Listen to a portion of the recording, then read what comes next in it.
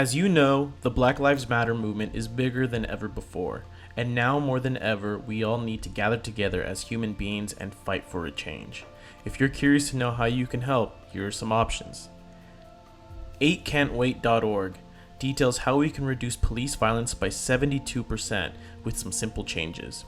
There, you can find a link to Campaign Zero where you can donate for the cause. Your contribution will go a long way.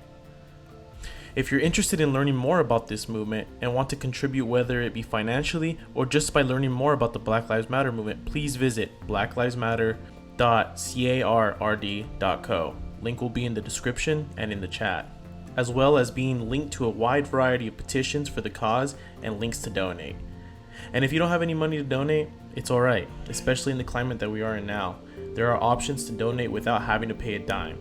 Clicking on the donate link will direct you to YouTube videos that revolve around the Black Lives Matter movement and topics revolving racial inequality. The videos will have ad space, and the revenue made from watching the videos will directly support the Black Lives Matter movement. Also, follow us on our social media pages if you're looking for a list of masterful film works that center around African American artists, culture, history, and stories. Please check out our handpicked films on our Instagram or our blog on filmocracy.com. Links in the description and in the chat. Everyone is doing their part for a better future. Join us. Join the movement. Let's make a change together.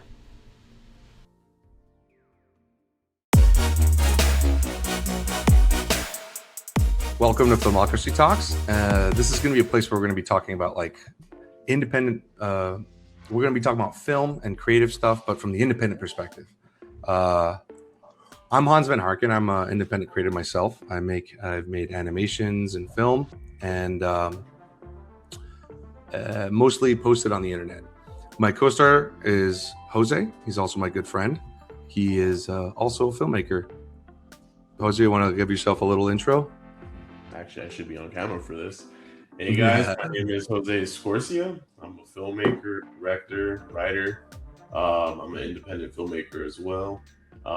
Getting my films that I'm working on right now, especially during this free time that I have, to get them festival ready, and hopefully some good comes out of it. I'll be Hans's co-host. Once we have our Q&A stuff going on, I'll be feeding Hans questions from you guys, bringing the community together, and talking about film. So it's gonna be fun. Yeah, I feel like that's the cool part about this is we're going to get all kinds of perspectives and angles and things like that. Also, I'll be, you won't see my face right now, but I'll always be there. Oh, and with that, he vanishes. And with us, we have Phillip Jun. And Phillip here has been a part of this new website that we're doing the talks on called Filmocracy. And Phillip, why don't you tell us a little bit about Filmocracy and what the hell that is? My name's Phillip Jun. I am one of the co-founders of Filmocracy. And if you had a chance to check out the website, you'll see that it's kind of a mix of a few different things. It's a little bit of Netflix, it's a little bit of Yelp, it's a little bit of your favorite video game, and kind of taking a lot of these different elements that we saw in your favorite entertainment experience that didn't exist before. Yeah. And kind of bringing that forward. Right? Yeah, you're kind of weaving them all together into one experience, right? Because you said a game, right? That's one aspect that I really found intriguing when I first kind of heard of this website. It's that I think you even say it yourself, right? I remember reading in the preview of before it went live just a few weeks ago. It would said the gamification of the of it, and I wanted to know what exactly you guys mean when you say that. Where are you coming from with that? Yeah, if you've been on a computer or used apps on your phone, I'm sure you've seen that with Netflix, for example. We actually have a really good example here of technology that didn't change for the last 10 years. You've used Netflix for 10 years and it's been pretty much the same. Yeah. They've made it a little bit prettier, a little bit nicer to use, but at the core, it's basically stayed the same.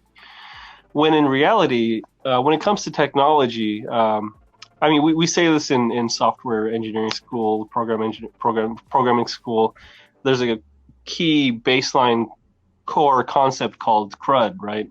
Create, read, update, and delete. So it's and an the acronym. Same thing applies. Yeah, the same thing applies to computers in general. What can you do with them?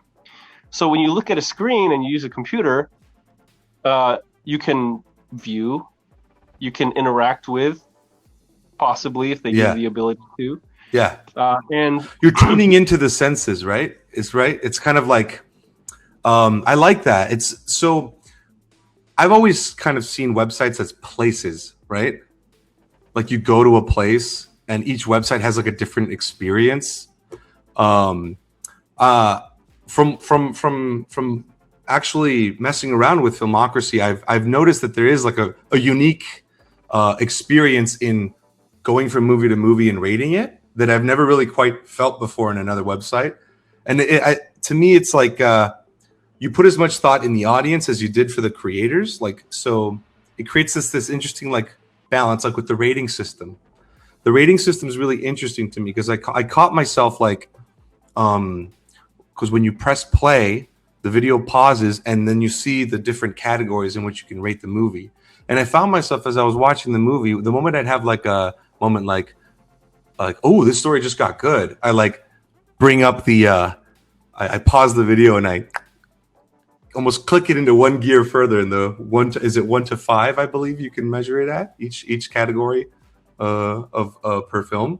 I found myself kind of like having this interesting interaction with the video, and I don't know. I thought it was cool. It made me kind of like think about what I was watching, and I think that's what like filmmakers want in an audience. It's like I want you to sit here and pay attention, and it's an interesting way of bringing that experience to the website so far that I've noticed. And that is like a gamification, I guess. Yeah. So your experience with it is number one. A lot of it's from your background, the way that you interact with it, what interests you. But if you look at the way that the system is built, it's really meant to be whatever you want based on who you are. You can travel down that path. So from the beginning, when Paul and Jasper came up with this concept, they still have this problem of who's actually on our website. What's our audience like? Like our audience, right? I would imagine that it's because of, for example, and the way I was saying, like maybe I was using the website in that way because I am a movie enthusiast, right? So I feel like that design complemented, at least from my experience, that part of me, maybe that kind of audience, like an enthusiast. So that's one thing that I like about that, though. I believe that you are kind of tapping into the movie enthusiast, because I think a lot of things are changing now in technology. I mean, now even with lifestyle, where certain things are shifting, and there has to be a place, I think, for enthusiasts. And the fact that your website like specializes or specifies on what I would consider crafted content, like people aren't going to be uploading like it's like not a YouTube where it's like any kind of video can exist there. There's like a specific kind of video that can exist here, And I guess from my angle, I would put it that you seem to be hitting the enthusiast sort of film enthusiast or video enthusiast sort of nerve. That's the hope. Just like the parallels to beers is a great one, because we saw a boom in the craft beers. Yeah. If you saw the craft beer industry explode. I see the craft beer industry. No, I see what you mean. Yeah. We had a huge explosion maybe, I don't know, 10 years ago with the popularity of IPAs, if you've ever been into those. And then over the last decade or so, we've seen the trends moving forward where we've had fruity beers or I know at least like 5 people. Sours. I know at least 5 people who have made their own like little microbrewery, or know someone who has. Like it is actually like it's one of those like, while it might seem niche, it's pretty prevalent. It's pretty present with like you kind of find it everywhere, right? The way you find film enthusiasts, you'll find like microbrewers. That's right. That's an interesting comparison. Due to the internet. Yeah. So you have a developed economy with all this technology and access to information and community where you can share knowledge about how to make your own beer, what are some good techniques, what are some good equipments to use. And the same thing applies to filmmakers. If you see this Filmocracy website and you go to film festivals and you watch the evolution of the film industry over the last decade or 2 decades, you see the exact same thing. We've got not just hundreds of applicants to Sundance, we've got thousands and thousands and thousands of applicants to Sundance. That is one of the things the internet does. It just scales things up so much. You know that phrase, if you build it, they will come. It very much applies on the internet, because you'll find any kind, you'll find there's more than you thought of anything, you know? So that is interesting that even you're already getting those numbers, you know, that's great. I'd like to know. So you mentioned film festivals, right? I mean, one of the things that's been on a lot of filmmakers' minds during the quarantine and stuff was like, oh man, what's going to happen to theater going experiences, right? And seeming like the answer is well, the theater's coming to the home, right? So the home film festival is kind of like this, because this could be one manifestation of that, right? I think a lot of industries, I think it's just a natural response, and you kind of you have the foundation for that. The natural response is to be like, how do we create an experience, right? Like a virtual or digital one that kind of fills in those gaps that are going to be formed from this shift, you know? So there's a lot of potential, I think, with this audience and creator relationship on the community of this site to build something like that. It's almost like kind of fun, because I don't know exactly what that's going to be, but it's kind of exciting to see where this website will go for me, you know? It's because it's hitting, I think, a lot of nerves, and then it's got the potential to provide something that I think a lot of filmmakers are going to be needing soon. That's where I'm coming from, at least as one of them. That film festival experience is something that actually is going to benefit greatly from going digital. A lot of people have, the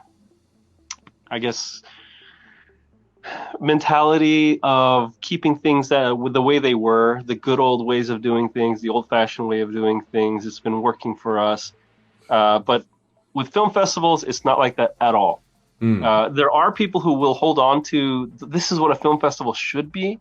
Sure. But you look at the technical ideals, right? What a film festival is, and there's so much room for improvement all across the board that we're going to see just a complete shift in how film festivals are done. What are some places where room for improvement, kind of just sort of general idea, so I can understand what sort of room for improvement do you think that they had that, new opportunities and new solutions might come?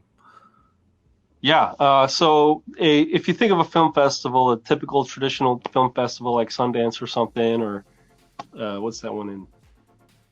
My mind blanking in Cannes. I don't know why I have such a hard time with that. That's fine. It's because it's a French word. They don't have this let's break, because is it calm? I don't know. Oh yeah, calm. It doesn't live in my mind. Cannes. But the experience there is you have a bunch of theaters, and then you have a bunch of people show up, and then they walk around, and then they stop into theaters, and that's kind of the experience. They watch a film, maybe they talk to some producers. Or they'll go down the coffee shop next door, and they'll be talking about the movie that they just saw down the street, that sort of thing. That's, for example, a place, right? A film festival is a place where it's located, how it's set up, what people do there. That's kind of what a website does, right? It designs a place with its sort of almost like flow, right? And that's where I'm excited. I wonder what the future holds for bringing that connected audience sort of experience, but in the virtual or digital sense, and I think that's possible. I think that's possible to have new realm for that. I think it's interesting. And speaking of digital film festival versus screened festival at a place, I guess streamed versus screened. Let's just say it that way. That's simple. I like that. So it's funny because I usually am making content for the internet. That's what I'm used to doing. But one of the rare occasions I made my web series Mutton Chops for a screening. I ended up having like an audience of 250 people. That was like the first time I'd gotten to screen something with a live audience, because I was used to the internet model. And I found myself, when I was editing the movie, like knowing that this was going to be screened, I was editing it to screen it. And it changed my creative sort of like choices, right? I was like, I had an edit and it was like, the joke was pretty fast paced. But then I was like, oh, wait a minute.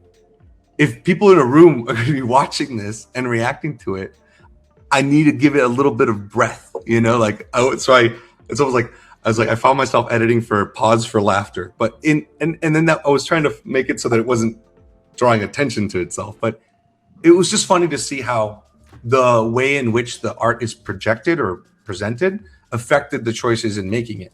And so what I'm wondering is, there's some sort of, I think, impressions we have of what makes a movie cinematic, right?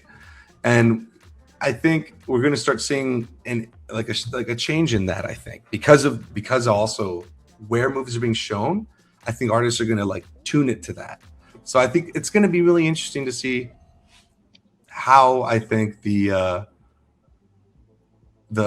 change in medium is going to affect art itself too. I guess I'm just kind of hypotheticalizing a future here. Well, here's a couple of scenarios for you that's going to be really direct and impactful. Right off the get-go, as soon as we get the transition from physical to digital, I mean, even this experience that you and I are having right now, it's somewhere in the middle, right? Yeah. This is a digital medium, but we're doing this in a format that's kind of like a live format.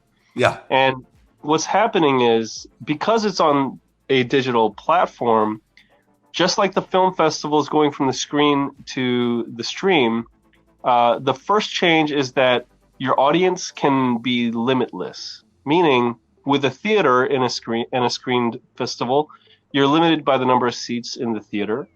When we do our digital film festivals, you can have as many eyeballs as are connected to those computers. It's limitless. The reach that you could have. The real estate is infinite. That's right. You have basically limitless real estate there. Yeah.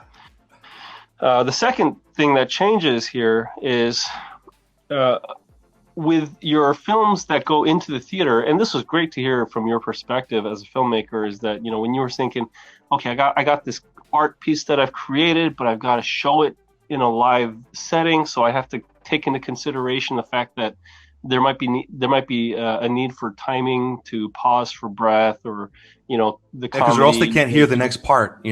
Like if they go too fast, people will start missing pieces. Because oh, well, what did he say? Oh, you stop laughing. Right.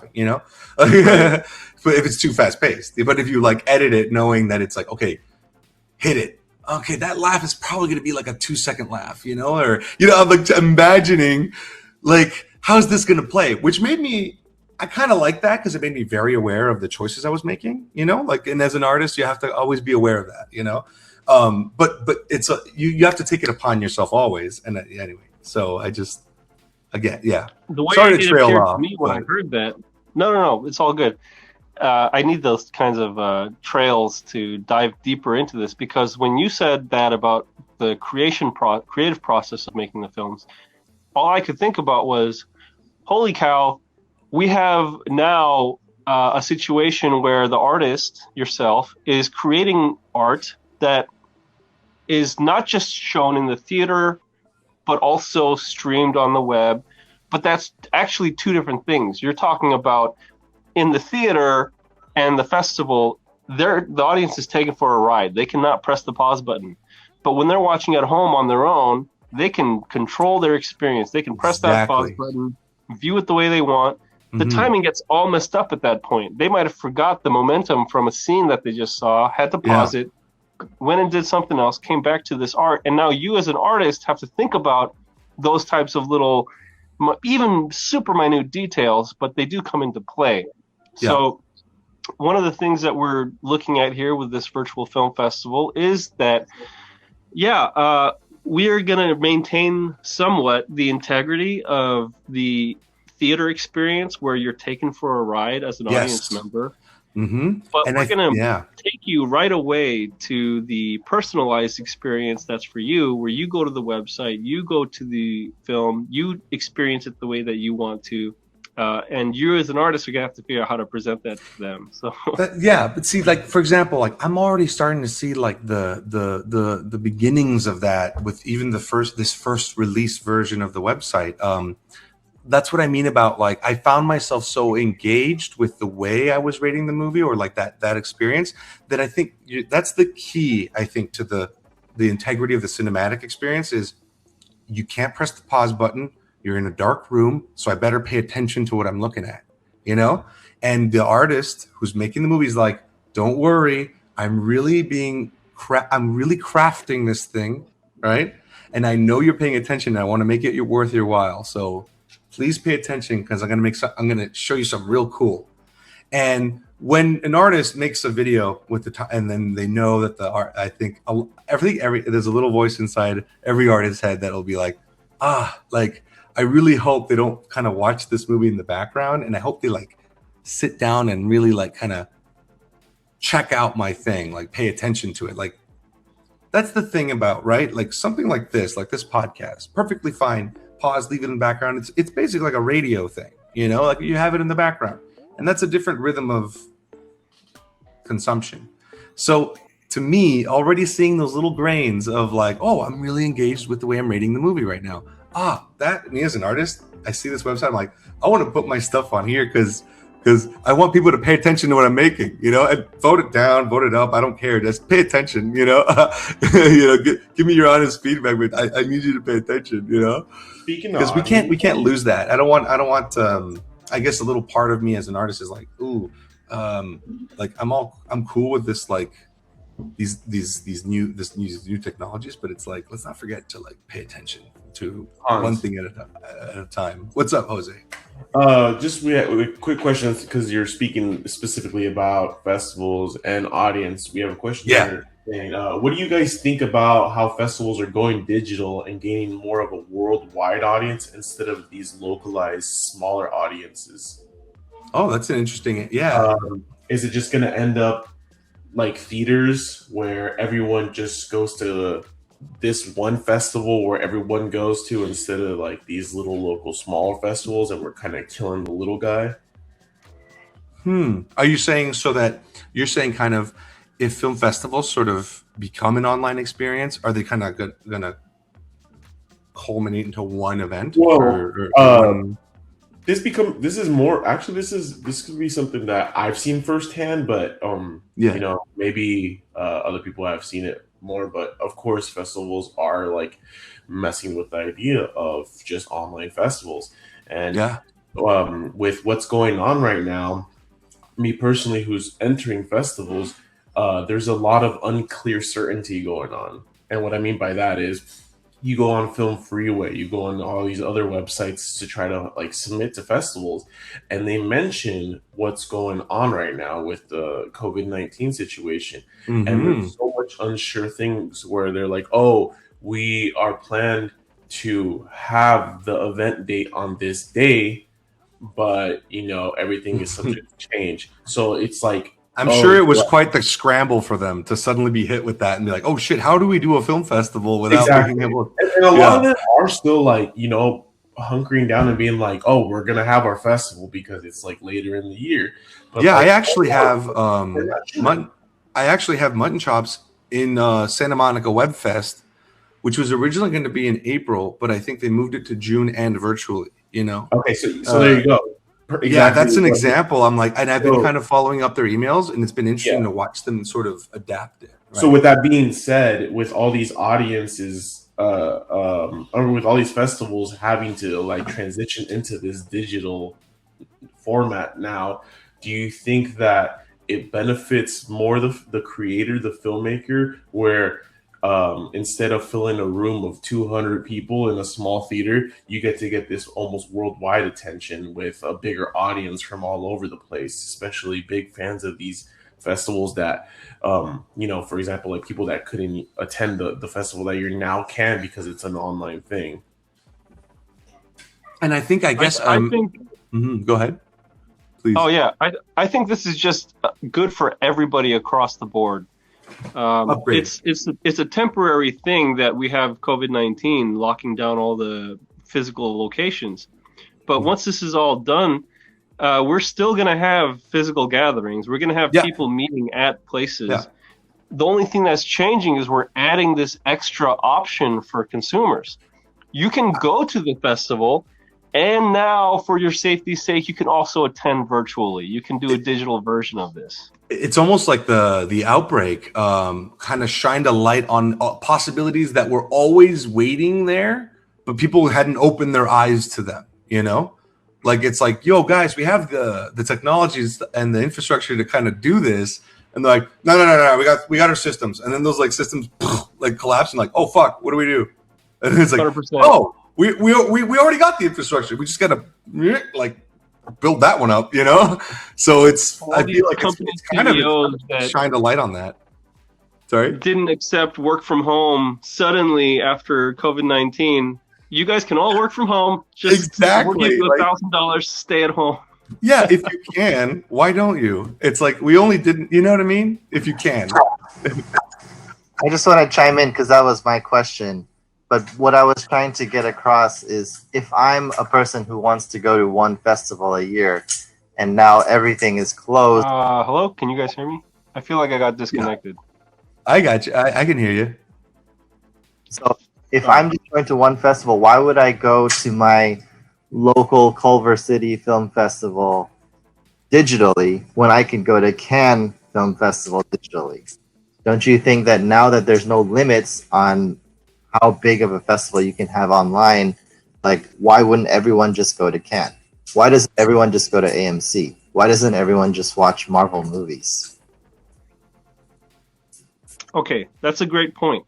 And this is where you get into not just, the limitless audience of the internet, but the fact that now what's really important is which avenue or channel has the biggest and most relevant audience. And this is something that, Paul, you're hitting the nail on the head here. What is the difference between going to Cannes Digital Festival or Culver City's Digital Festival? And in my opinion, there's actually two things going on here. The first one is you only have so much time in a day. And when it comes to actually doing work, having conversations with targeted people, specific people, you can only talk to so many people in a day. You want to go to the festivals where you can reach the people that you need to be talking to. So maybe if I go to Cannes Digital Festival and there's 1 billion people there, it's only happening over 3 days or something. I might not be able to talk with everybody or see everybody I need to see. Not to mention watch the films that I need to watch. I think there's still time. There's 365 calendar days in a year. Cannes Digital Festival is not going to happen 365 days a year. Yeah. Unless they all set up shop and say, okay, we're going to be on camera every day. We're going to have meetings scheduled every day to do meetings with people the way we would have done at the film festival. I don't think they're all going to do that. Yeah. This is totally people driven. So you can have Culver City's film festival happening in, middle of September or something. And then you got Cannes happening in February. I don't know. I don't think they're going to change that. And if they were smart, they would. if they were really trying to dominate the space and be the one source, then they would post up. They would have people on camera every day. But I don't think people are there yet. I've got plenty of technology ideas for Filmocracy that we're even us with our added layer of complexity. There's so much further we could be going in terms of hooking up with technology. I think a lot of the things you're describing about how going to meet people and stuff at the Cannes event, and the fact that there's like a capacity and how many you can have online. I think what's happened, what the best, I think the problem that's going on here is like there's like a kind of, since it's such a shift, the vocabulary hasn't quite been set in for like what we're talking about when we say these things, like these meetings. And so I feel like one thing people do a lot now is they'll do a Discord channel on something. And so meaning it's like groups, because the internet provides so much variety. The kind of groups that all kind of get together, to the enthusiast groups, right? So the film enthusiasts or the indie filmmakers who go to Cannes to look for opportunities or meet people, other creative people, to see who they can work with, and those kind of meet and mingle sort of elements of film festivals. I think they can exist on the internet. That's already kind of happening with Discord channels. Some people find out they're really into doing something, and then they go, hey, let's open up a channel, and then we'll talk about that thing on that channel, right? So I guess what I'm trying to say with all this is, with avenues like that, and the vocabulary of, hey, you want to start a Discord channel, that's kind of, I think, how the variety of the internet is going to turn into its niches and its groups, like kind of like the genres of music, right? Have you seen that tree of genres of music growing? Well, I kind of see, when like some of them conform into others, like it's like rockabilly goes into rock and roll, and then they split and stuff. I consider those sort of trees to be like kind of like the different festivals will basically become these different small groups of enthusiasts, which is how festivals originally started, right?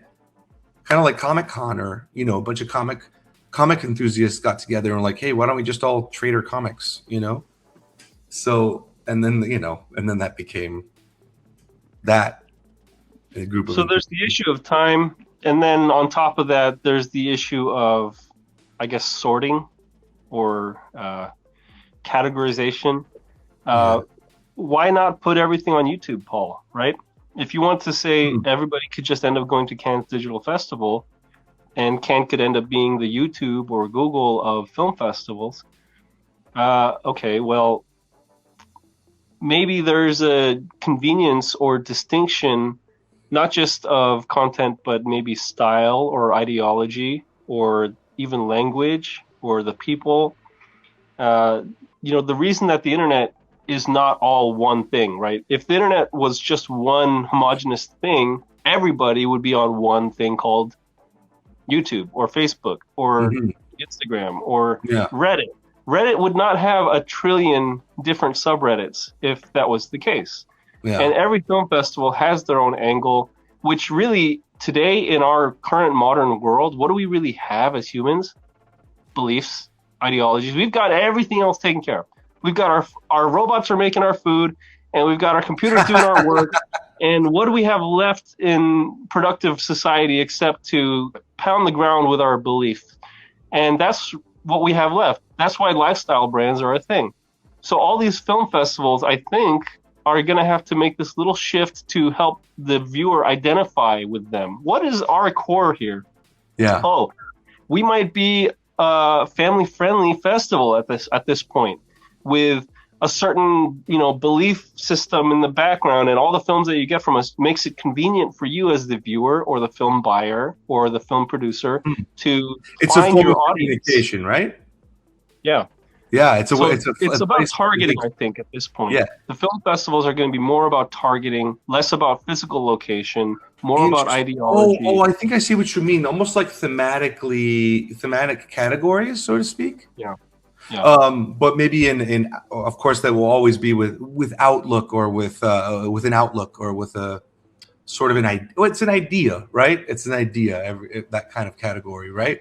Like, I think there's an idea of what Cannes Film Festival is, right? And they have it, and they sort of, that's part of the showmanship of it, so to speak, right?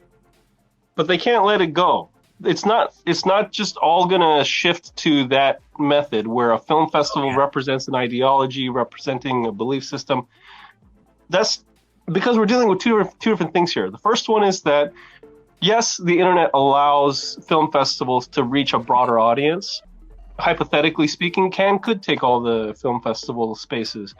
But that's not true because we're still dealing with physical humans with physical bodies who want to go out on a Friday night and hang out and take their date. Oh yeah, yeah. It won't be. I don't think it'll ever be a complete takeover for sure. Exactly. Yes. Like it'll be this sort of extra dimension. So that's okay. So one of the things that I think we're going through right now as people is for the first time in human existence, we have two realms we're living in now, like two worlds. You know. Yes. There's the virtual, the digital, and the real world, and we're in the growing pains of trying to balance that, you know. But so I think that some of the virtual stuff is going to spill into the real world, and some of the real world stuff is going to spill into the virtual. So as we're getting used to sort of what is it like what is the way to be in the, like, how do we treat the virtual world? I think we're going to be realizing like, oh, okay, well, one thing that's missing here is something that we really need in the real world to be present there, because we, you know, this can't just be like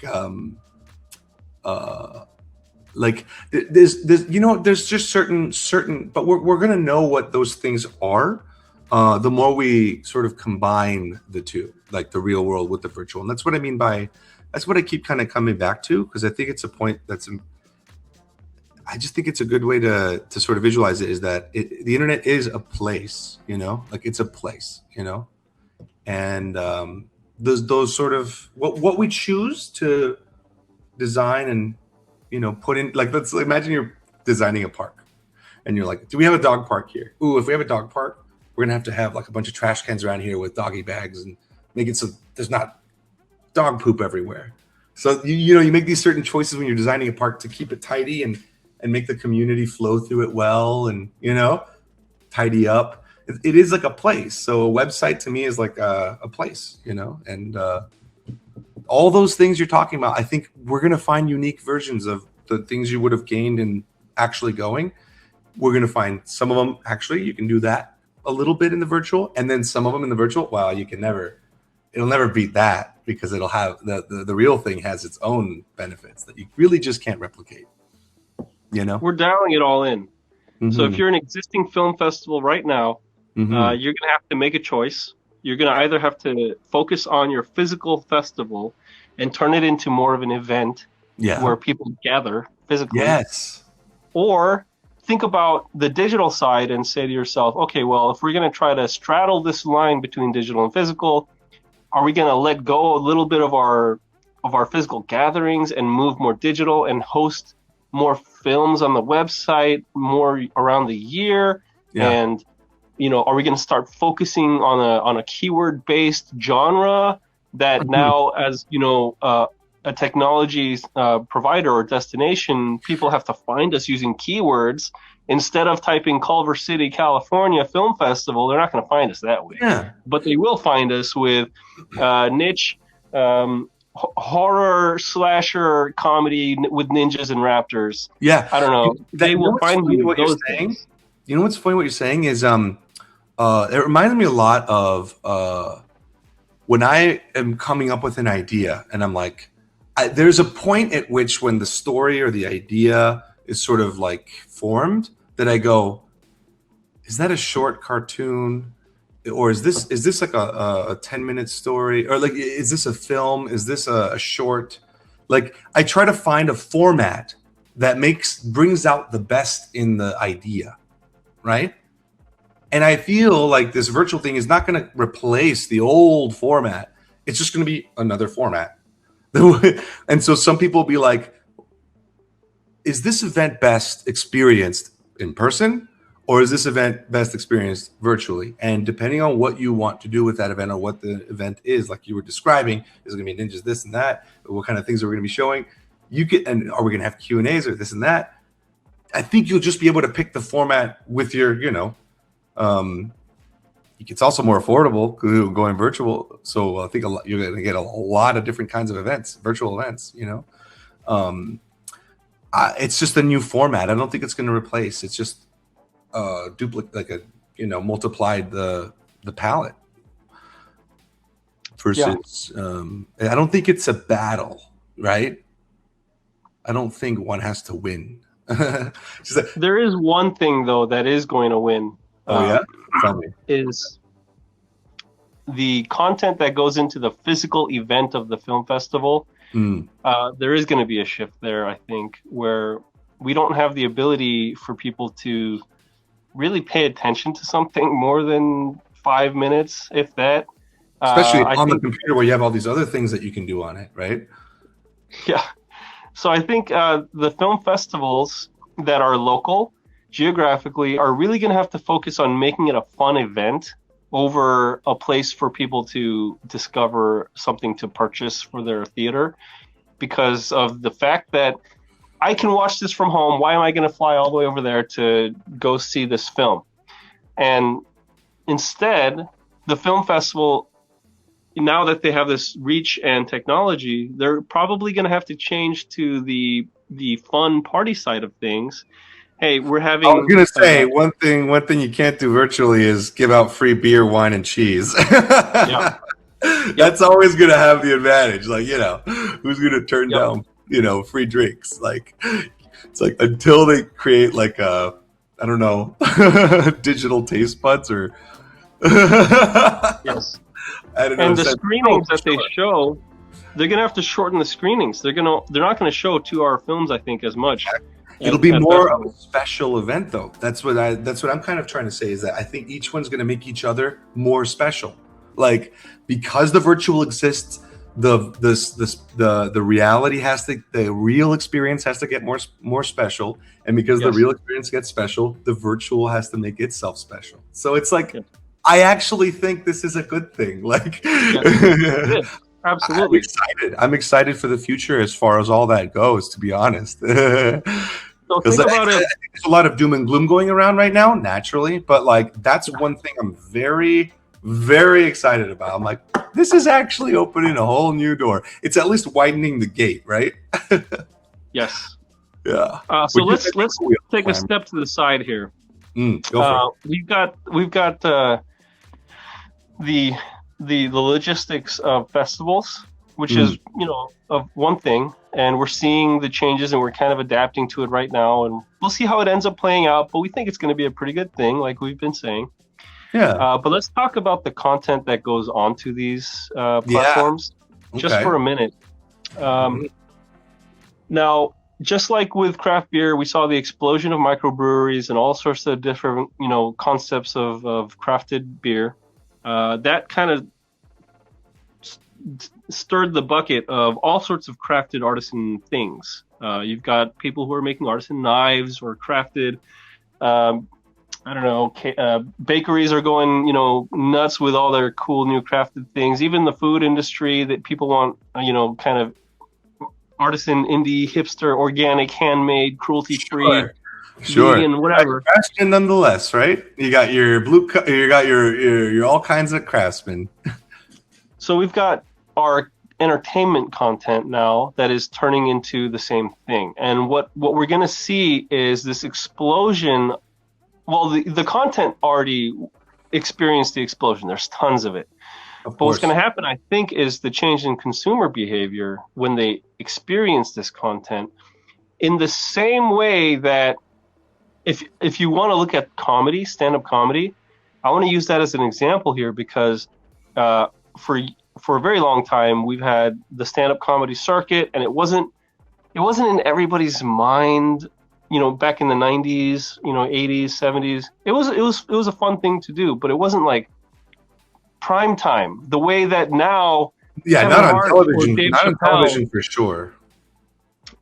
You've got these mega comedians right now, like Dave Chappelle and Kevin Hart, who have brought comedy to the front line, front and center stage. This is considered one of the highest forms of entertainment at the moment because it really is up there at this point. Yeah.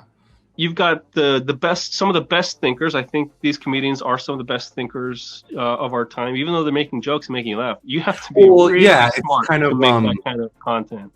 They're like the kind of, a lot of them are like the digestible, wise honesty. Like like they make the horrible, like because being like, it's hard to be honest. It's like, ooh, there's a lot of like, oh God, yeah, that's embarrassing, or facing your your embarrassments, facing your, just kind of frustrations, right? Like, but they kind of like present all those things that we carry with us in a way that it's like, yeah, I needed to hear that out loud. I feel like there's something like therapeutic about comedy, Yeah. So the content from the comedian's perspective, when they make that content, you have them.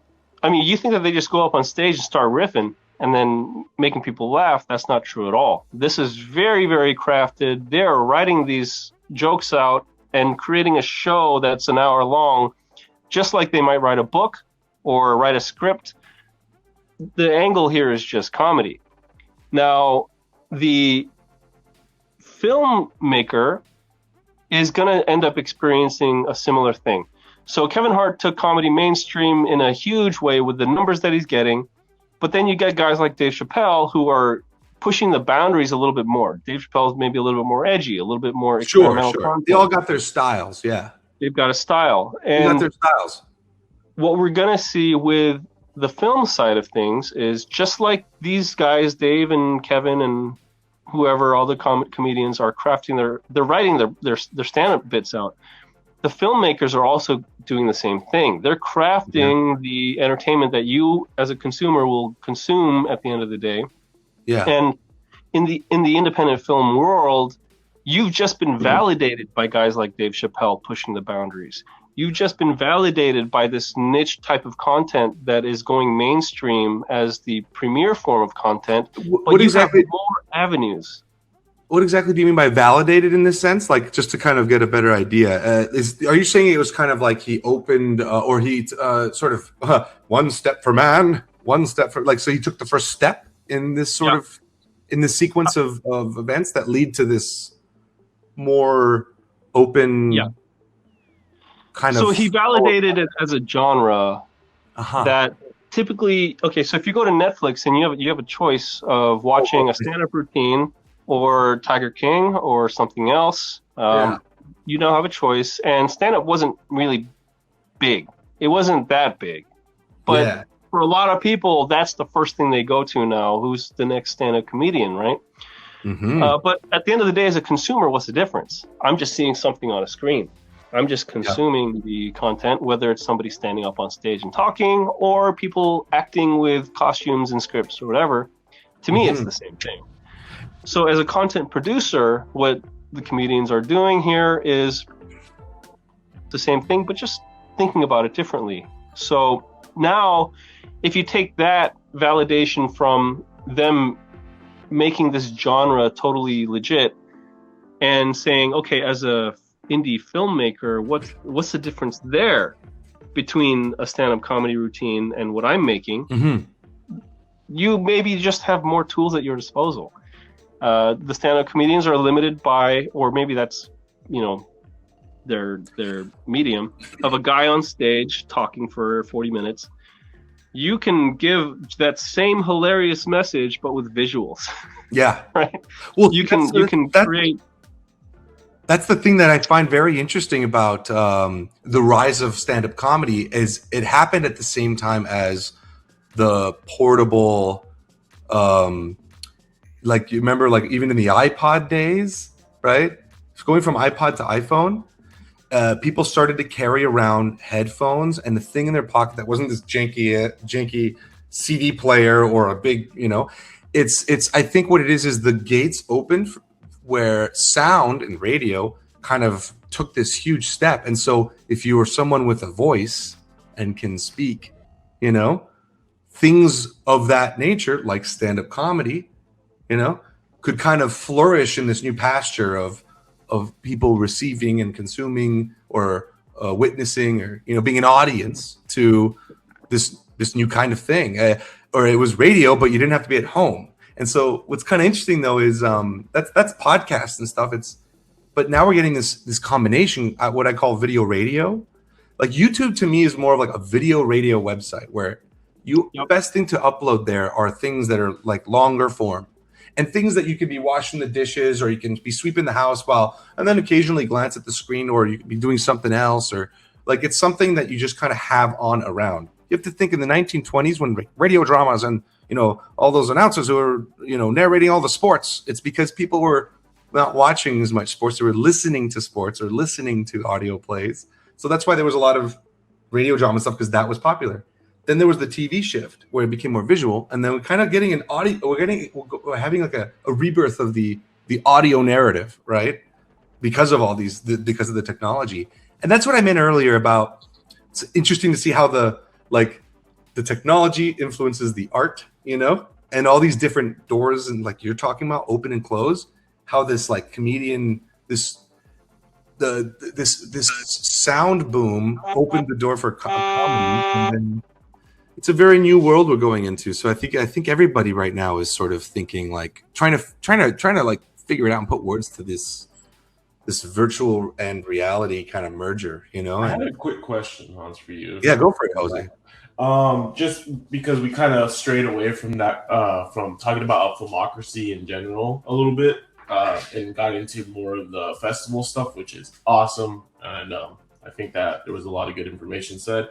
But there was one curiosity that I had, and it was a little more in depth about the popcorn system for Filmocracy. Maybe we could talk about that a little bit. That is a good question. That is a very good question, because I think a lot of people are going to be asking this when they read about Filmocracy. One of the most intriguing things to me is the popcorn system. So basically, it's like a currency, right, for your website? Yes. Yeah. So, simply put, yes, it's credits. Yeah, credits. Could one of the things that I thought was interesting is not only like, so you can earn popcorn and you can like use it on prizes and stuff, but you can also not only give some of the popcorn to the video if you like it, but also to the reviews. I thought that was interesting. So kind of tell me what this economy is like, or what was the idea behind, like the reason why you came up, like how did you come up with the idea of like currency for a video website like this? Okay. So economy is pretty much everything. When it comes to a system of people that come together and computers that come together, we all grew up with this technology kind of 1 or maybe 2.0. Honestly, the computers that we had, growing up in the 80s, and then the dial-up modems and the internet that we have now, with the computers from then to now, hasn't really changed too much, but we're just on the cusp of getting to the point where we're on that 3.0 computer technology revolution. That's number one, going to be more bits, more secure, but also more complex in terms of the way that they engage with each other. And I say all this to outline the fact that there's actual work involved when it comes to watching a film, rating a film, communicating about a film, rating them. These things aren't free. We have an entire 22 decades, 3 decades of Nielsen ratings and consumer feedback and focus groups and research from marketing teams. Wow. All of that was behind the scenes that you didn't really have on your Netflix device, that you didn't really have on your TV. Your TV could not take money from the viewer, right? If you had cable TV in the past, you could not have an interaction between the TV and the viewer. Yeah. There wasn't an exchange. Yeah. Yeah. And the advertisers in the background who were paying for commercials on TV didn't have a clean medium of figuring out how many people are watching this thing, how many people are responding to this thing. So they had to get clever over time. Let's use coupon code. Let's use specific website addresses on the ad. Let's, try to get more targeted as we can. But ultimately, the TV is insufficient when it comes to that method of sharing information. They're almost kind of like patches to that system, like just added, right? They're not quite like a finely tuned machine, So we're trying to take the potential of a computer and the potential it has to engage with a user and take that to the max. Meaning, with a computer, you can do so much more than you can with the TV. But with Netflix, you're only taking advantage of 10% of the potential of a computer. You sit and you consume and maybe you select. Mm-hmm. But with a computer, you have the ability to do so much more. You can communicate, you can type, you can, react, you can gather Rate, very scale. specific data. Mm-hmm. You can play a game, even full-on 3D virtual games with, internet-connected communities of people all around the world. Pretty wonderful. You can do so much with a computer. Yeah, lots of data. But in order to make this work, there has to be an economy in the background. Advertisers have to be able to get paid. They have to see numbers. You have to have filmmakers in the background who want to learn the data and analytics of the films that are being produced. And the computer allows us to do that. So Filmocracy here is kind of an ecosystem platform that lets you do all the things that we just couldn't do previously. It's not really anything new. It's everything that we wished our TV could do, but couldn't. Yeah. So Popcorn, the currency on the site, is just a way of making everything work. Mm-hmm. So if you have an motor. advertiser It's like on the a motor, website, right? Like you have all these interesting pieces laid out, but they're not going to move unless you put in a good motor in there. let's call it the oil. Oil? Popcorn is like the oil of the system. So it's more like circulate because it greases the wheels. No, and it circulates almost like blood. It's like the blood of the organism, right? Yeah, it circulates and it moves. So when you go into the Filmocracy website and you get popcorn, you're actually experiencing a very small part of what popcorn is meant to be. You as the user have popcorn, and I can use it, and I can get it. But in the background, popcorn does a lot more than that. In the background, popcorn is something that can go between the filmmaker and Filmocracy. It's something that can go between Filmocracy and the advertiser. It's something that can go between the crowd and the filmmaker. In our future releases that we have coming up, number one, we have to have ads. Yeah, and it almost seems what I like about that is that the popcorn makes all the sides talk to each other, in a way, like kind of connect or like inform each other. And I think a lot of other websites will just, it's basically like an extraction machine, like it kind of just takes the information one way. But here, this is a more, like you said, like it's a more of an ecosystem than it is like a drain pipe or like like an oil pipe just pumping the ground. All this. It's a one-way track, system. But this seems a little more dynamic with the way you let the users and the people who are using the website sort of help form it, right? Or give it its environment. I like. Yeah. So we have the popcorn, and I outlined it with all the complexities of why we need it on our end. But from the viewer's end, popcorn, simply put, aside from all the reasons that we had for why we needed to have a currency system on the platform, but from the user's perspective, well, simply put, reviews and ratings on content isn't free. Yeah. That's the easiest way to put it. If you want to get your film viewed by people and give you their feedback on it, let's say you're getting ready to go submit to a festival. Let's say you're getting ready to go make your pitch to a studio or a theater. You need data, you need numbers, you need metrics. How are you going to get that information to say to the theater or to the studio or to the film festival, hey, I have 100,000 views and people seem to really enjoy this content and they're leaving these types of feedbacks, and if I give it to you and you purchase it from me, it's going to be a huge success. Well, in the past, they didn't have those kinds of numbers or data. So what's cool about it is you let it speak for itself with those numbers now, and so it's actually kind of an interesting. There's less when you don't have that kind of information, you go with like the system starts becoming more let's say not as objective, a little more subjective, right? It becomes a series of people with subjective ideas of what they might think. But this makes it a little more objective. You let the results and the work speak for itself more, and so that's very to me attractive to me as an artist, because it's kind of it just lets things speak for itself more, all this. Yeah. So if you as a filmmaker went out and you tried to get 100 reviews of your film, people aren't going to sit and watch your film for free. You have to pay these guys to sit and watch your film and give you feedback Like on it. reward them. There's like a kind of reward to that. Yeah. So, Yeah, because they don't know, is this going to be a waste of my time? Is it going to be a great film that I just enjoy? And that was the reward that I got? Yeah. They don't know.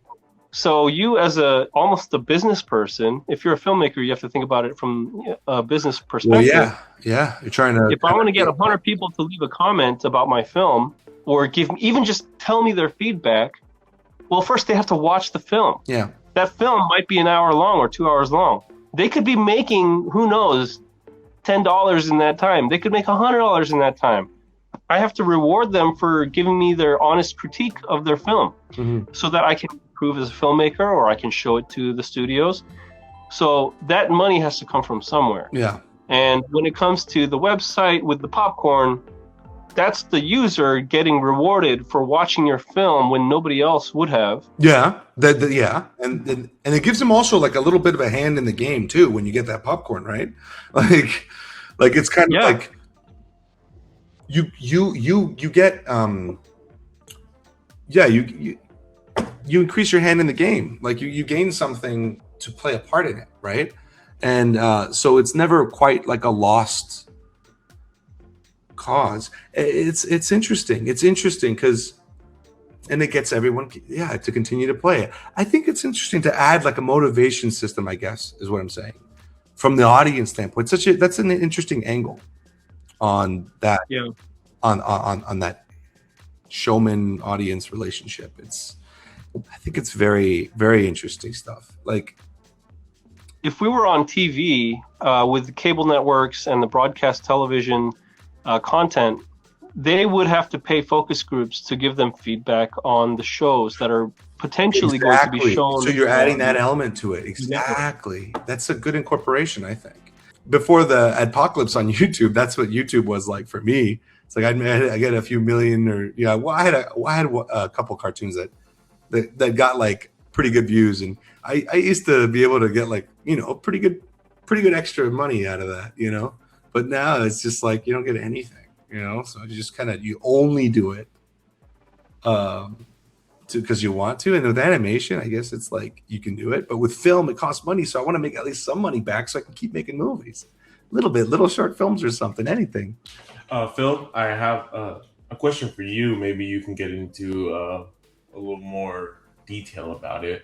So, like I was saying before, I'm preparing a couple films for the festival run, and I happened to run into something on Film Freeway called Filmocracy Fest, and I wanted to see if you can elaborate a little bit more about what's going on with that, since we were talking about festivals before. I'm looking at the website on Film Freeway, and it looks awesome, and it kind of looks like everything that you guys are talking about. It encompasses everything. So maybe you can get into a little bit more detail about Filmocracy Fest. Sure, I can give some brief overview of it, of what I do know. Maybe in a future Filmocracy film talks, you guys can have maybe John or Paul or even Aaron on to talk about it maybe more in depth. But generally speaking, it's a film festival. It's Filmocracy's film festival with a little bit of our own spin on it. So we do hope to have some fun new things as far as film festivals are concerned. Somewhere straddling that line between digital and physical. You'll get to experience things from a physical location and also via online. This method that we're doing right now, actually with Remo, is kind of a test for us to see how a virtual film festival might happen, or parts of one. So if you want to think about just a film festival that has more options, that's kind of what Filmocracy Fest is, with the underlying tone of focusing on the indie filmmaker. We're gonna put a little competition in there, make it a little bit fun, put some rewards, and make it maybe a little more competitive than a typical film festival might be. We're not sure. We're figuring that part out. That's the gamification part coming in, right? Yeah. Yeah, where it's like, all the films will be on our website. I think that's what's cool about, like, for me, it's exciting. Like, hey, put it on here and let's see who wins and how people vote. Because it's like, that's why I like the name Filmocracy, because it really is like you know, the Oscars is like a small committee, and they all kind of look through all the videos and the people who are voted in. Yeah. It's a very specific, neat, like kind of group that's doing all the voting. I like the name Filmocracy because it really is the people voting, right? So being like the idea of throwing a film festival, but using the rating system of a website to sort of decide the winners is kind of an interesting concept. Like, it gets me excited, you know, because sometimes I'll think like, oh, I understand why I didn't win. My thing that I made is not quite the flavor of this festival. But now it's just kind of more, what do the people say? You know, it's interesting. I think that's exciting. Can't fake these votes. What a good name! Let me tell you. And what a good name for anybody, or like, you know, those other independent filmmakers that want to get their work shown. If you're interested in Filmocracy Fest, just go to Film Freeway /Filmocracy Fest, and submissions are for the early bird special, or for the early bird is June 19th, and the event will be on December 3rd. So if anyone's interested, go check it out. Yeah, we're checking it out. There's a narrative feature category, documentary feature, narrative short, documentary short, scripted TV pilot, feature screenplay, and TV pilot screenplay. So if you got any of those for those independent artists out there, check it out on Film Freeway. Yeah. Maybe you're sitting on a video, like a film you made, or an animation, or whatever. You know, if you also, just to know, all the information about the festival, of course, is on Film Freeway. And for people who don't know, if you submit for the early bird deadline, I think it's a cheaper price than when the regular deadline comes up, which is on July 17th. So check it out, and mark your calendar so you guys can submit your movies, and we can all check them out when the event happens. Thanks, Jose. Thanks for being specific, because people got to know. People got to know where to go. That's cool. I'll the link so people can check it out once this is edited. Perfect. All right. What was it like, sort of seeing it? Because this website only came out just 3 weeks ago now, 3.5. It's been up for like. Yeah. What has it been like? Because you've been working on the website for how long? It's been about 2 years. 2 years. And then finally kind of you snipped the ribbon, right? Yeah, that's right. Yeah, or cut the cord. I mean, nothing really changed on our end. We just told people that. It's true. But what I mean is, you've been one of the things you've been doing is adding submissions and stuff, right? Like, people have submitted stuff to you over the course of the 2 years to put on the website. If someone wants to put their site on Filmocracy, could you explain what it's like to put your work on Filmocracy in its current form? Yeah. So if you go to filmocracy.com and scroll down to the bottom, you'll see actually, I don't know the exact URL here. It's content submissions. So filmocracy.com/articles/submission. You can just go there, and there's a little bit of format and guideline for how to submit your material. It'll come right to us, and we'll just take a look at it and put it up if it meets quality guidelines, at least. Mm-hmm. Like the sound works, the video works. Yeah. It technically qualifies as an independent narrative film. Mm-hmm. So we don't take, sporting events or, non-narrative things, music videos, right? YouTube content typically doesn't fit on our website. So there's no music videos on the site? Did you say no music videos? There are some gray lines where, is it an indie film? Is it a music video? These guys got really experimental with it. So I see what you mean. I think the key here is narrative, right? Film? No, what I mean is like should have a narrative, right? Because like what you mean by this is I think is a music video can tell a story through music, and that is basically a short film, right? Like you can have a musical short film, But the key there is that it has a narrative, right? It's narrative crafted content, right? Sure. Okay. But if it for really the gets, filmmakers who might be listening to this and say, "Ooh, I got a music video," but it's like maybe it'll pass if it's got if it's basically like a short film with music on it. You know what I mean? I guess the difference here is if it's a music video, usually it's a music artist that has a video for their music. Yeah. But if it's a film, you're not promoting any music artist except in the credits at the end. I see. It's the film itself that is the piece.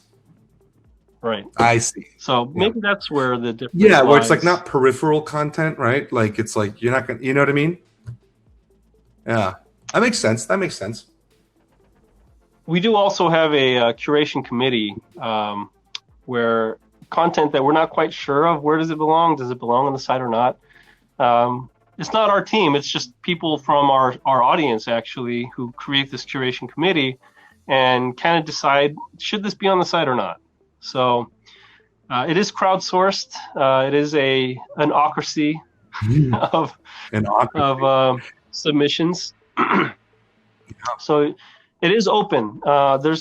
There's no, we don't lock you into a contract. You're free to get it to wherever. If you find a distribution deal, go for it. More power to you. But anything you make on the site during that time is all yours. And actually, I do want to say that if you want to look at Filmocracy, kind of like an underground hip hop club, is a great way to look at it. That underground hip hop clubs is where the studio execs, record label execs would kind of hang out to see where they would discover the next big talent. And the upcoming artists would go to those underground hip hop clubs or art galleries even. That's where they would go. Filmocracy is kind of where you as a filmmaker would go to showcase your work, get a bunch of data, get a bunch of reviews, make some money while you're at it. And maybe in the audience, who knows? There could be some guys from some studios who are looking to buy some films, and they've been checking you out on Filmocracy, and they meet at the club to talk out the deal. Yeah, I like that. So, that's really cool. Now the lava lamp look in the background makes more sense. Like this kind of, it's got a cool groovy vibe. I mean, I can't guarantee this. I don't know what exactly the final form of I know. But that's like. a good. But if I was a studio exec, this is perfect for me. Yeah, painting a picture is all I'm saying. Yeah, it's a good way to paint the picture. No, and I think filmmakers are looking for that. I'm looking for that. Like I am. Yeah. All the tools are there, and we've got a great reception so far. We've got a lot of people jumping on board who are interested. So I'm just happy that a lot of the things that we couldn't do before, we can do now. That's just me as a technologist, as a person who likes removing inefficiencies in the world, as a technologist and business person. But as a filmmaker and artist, I am also partly artist. I've not made a thing in my life, but I have an artistic soul. Yeah. And if I was, I would really want these kinds of things. I would be really happy that there's all these tools out there for me. Yeah. So I agree. I think you guys are hitting it on the head. I'm really interested. I'm just so curious to see where this goes. I'm really excited. And honestly, it's been a great talk to have, because I'm talking straight with who. Tell me your team, your core team. Who started? Honestly, I can't give. It was started by Paul and Jasper, and those two were out in Hollywood doing their thing. Oh, your brother, right? From that, yeah, they came from that world. I like the personal touch of this. Like when I met you guys, it was cool that I have an older brother, and it kind of felt like it's cool. It's like as if me and my brother like started a company, or we're working together on one, on a cool community. It's really inspiring to me that the origins are like that, or they start there. Oh, well, I can't really take too much credit here. Paul and Jasper came from Hollywood. This was totally their inspiration and product brainchild. Well, you're like, it's cool that you're there. It's awesome. I think that's awesome. The funny thing is, growing up, Paul is my brother. He's my younger brother. and growing up, I took a lot more of the responsibility when it came to our family and, helping my dad at the shop or Sure. whatever we did. But the amazing thing to see is in this situation is kind of reversed. He's full on leading the charge. This is Paul. If you get a chance to witness Paul working on this, Yeah, I've got remarkable to glimpses, see. and it's yeah.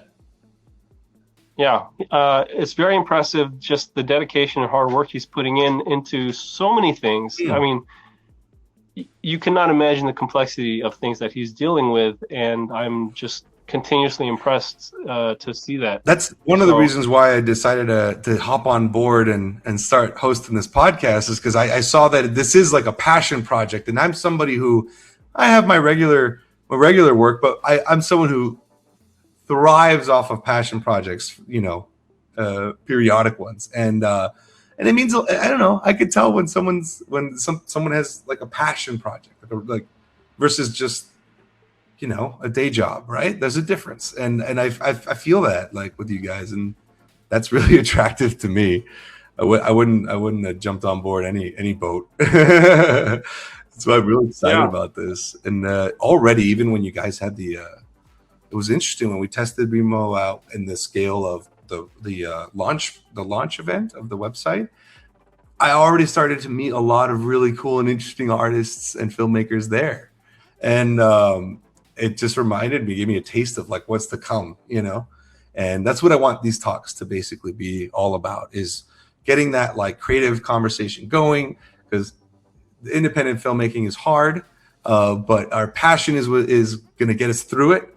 And it's just good to kindle that fire by having these sort of talks, and analyzing, wondering, imagining, and thinking of the possibilities of this ever-changing like world of filmmaking and art and storytelling.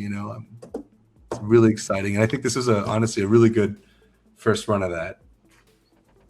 Yeah, a filmmaker friend of mine, actually, I brought him to one of our events months back, and he said something to me that really struck a chord with me, that when as a filmmaker, he's a filmmaker, and he's signed pretty large deals now as a up and coming independent filmmaker, but he spends hours and hours in the studio editing and filming and writing scripts and all that. And I can totally see now, as he said it, he was feeling very insulated, very isolated as an independent filmmaker, and being able to connect through me, through us, through the Filmocracy platform, through the events that we have, through these film talks, it opened his eyes to the world of film in a way that he never knew existed before, in that he didn't feel so alone anymore. Yeah. Nobody really does independent film specifically for the money. No. I mean, you can make money doing it. Yeah. But it's not the main goal. People do independent film because they love it. Exactly. It's art, right? Artists are artists at the end of the day, and film is one of the highest forms we have. So for him, he was feeling like, oh my God, it's not just a website. It's not just a bunch of filmmakers. This is actually more of there's a very community thing going on here, where he felt like he was now part of a group of, thinkers. He was part of a group of humans through the film talks and the events. So I can totally get that. As artists, you guys isolate a lot. Yeah. But as artists, we isolate a lot because, we sacrifice ourselves for our work. And that's why I think we need that response, right? Either from an audience or other filmmakers and inspiration. And, we draw from that. And basically, I think this has been quite a long time coming to have a place to not feel so like, I guess, alone as a filmmaker. Like, let's fix that. I got good feelings about indie film, to be honest. Like we were talking about earlier, indie film is going to explode the way that craft beer exploded, or comedy, or YouTube content. Indie film is right there, and then they're coming next. Indie film? And don't forget about indie animation. That is exploding because you have to remember, only until very recently, not only were kids able to make cartoons or people were able to make cartoons at home as kids, which is kind of what I was, but the tablet technology, the drawing technology, like what you can do in animation from home now is indie film and indie animation, man. I think it's gonna blow up. So everybody who was listening, thanks for the call, the talk. It's been a great first Filmocracy talk. Super fun. Yeah, it's a pleasure to have you, Phil, and pleasure to be on board. Jose, I saw you pop in there. Yeah, just making sure that everything's going good right now. So I was gonna ask actually before Phil leaves, if there's a way that you can explain how people can get their films onto the Filmocracy website. I know you talked about it a little bit, but more of a clearer understanding of what you have to do in order to do that. Oh yeah, tell us. Tell us how do you put your movie on Filmocracy? Yeah, you go to filmocracy.com/articles/submission.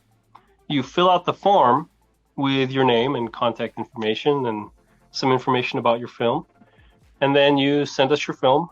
I will send you a link to the upload bucket for your films. Thank you. Where you can upload your film, and you fill out the template for the film information. So title, genre, running time, cast and crew.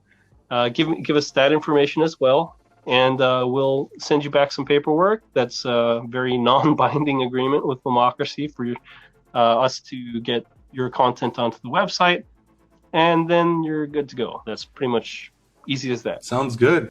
So thanks so much, man. I think we've basically covered everything, and that's a perfect place to end. Thank you for this, man. This is a great first episode, first talk. All right, thanks for doing this, guys. And anybody who's listening, we'd love to have your films. Check us out on filmocracy.com.